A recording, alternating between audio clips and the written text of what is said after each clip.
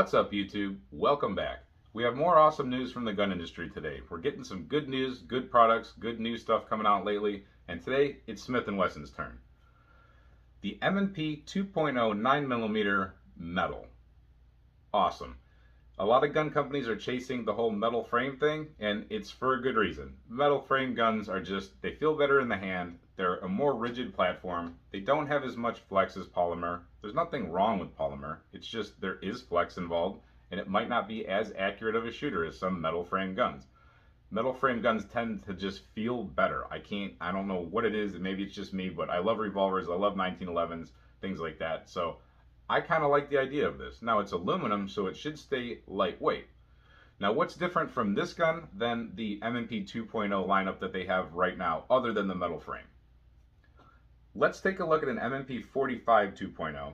This is a great gun. I love this gun. Fantastic shooter, reliable as can be. After thousands and thousands of rounds in classes, multiple people using it, I mean shooting in all kinds of scenarios, has never jammed up on me before. I've used the 9mm. I don't have one right now. I've used the 40 caliber and I do have one of those. Same thing, never jammed up. I mean, I just love these guns. Super reliable. So the good thing is that the new ones are going to be able to take the magazines from the current lineup. So you don't have to worry about buying a different set of magazines. They'll take any full-size M&P 9mm magazine. And that would be 17+1. So that is awesome. They're also going to be changing the trigger. So this trigger right here, you can see it's a scoop trigger. And it's got a little safety in there, and they're okay. They're grindy. The 1.0s are grindier and longer than the 2.0s. The 2.0s are a slight improvement. I don't complain about triggers too much. I've gotten used to it, but supposedly this new flat face trigger with an enhanced sear is supposed to really clean it up. Another thing, I'm glad to see companies going for a little bit of trigger work. It really is kind of crappy that they haven't paid attention to triggers for so long, and they're finally actually worrying about triggers. One of the biggest things about shooting accurately is some trigger control. Some grip is really important, and stance is important and all that, but you got to be able to handle the trigger. And if you have a long, draggy, nasty trigger, follow-up shots with bad reset, it's just not fun. So it's nice to see one out of the box that they actually care about the trigger. Good job. It's going to have the same ambi controls as far as slide release right there, and the swappable magazine release. There is going to be a difference with the sights. There's going to be 3-dot adjustable sights. Now I don't know if that's adjustable as in this little pin that's here in the back, if that's what they consider adjustable, because it is adjustable. So if that's what they're talking about, it'll have the same sights as this, or it might be something different. I'm not sure, but I love the 3-dot white sights. They work perfect on this gun. It'll also have an optic cut. So a lot of people have had to send their M&Ps in to get optic cuts, or then they made the core series, and one way or another you can always put an optic on it, but it's nice to have it come with an optic cut already. It doesn't hurt anything.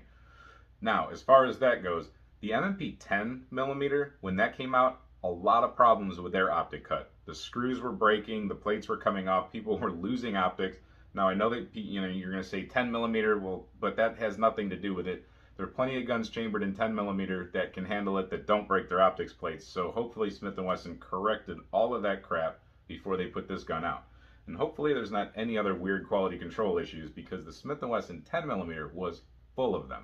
So I'll say whatever I have to say on this channel. I'm honest, and beware that 10mm is, the 4-inch has had more problems than the 4.6, but they've all had little problems. Some of them magazine issues, some of them are spring issues. Some of them are just whatever issues, but a lot of problems with that M&P 10mm. Hopefully this just follows the tradition of the M&P 9mm, 40 caliber, 45 caliber, all being flawless guns in my opinion. Now it's going to have a different finish. This is just your regular black, whatever finish that Smith & Wesson uses, but they're going to have a Cerakoted tungsten gray finish. Now, the one thing I know about Cerakote is it will wear, so keep in mind that you're going to wear the gun, it's going to have markings, you're going to get holster wear. If that's your thing, then hey, but Cerakote does wear.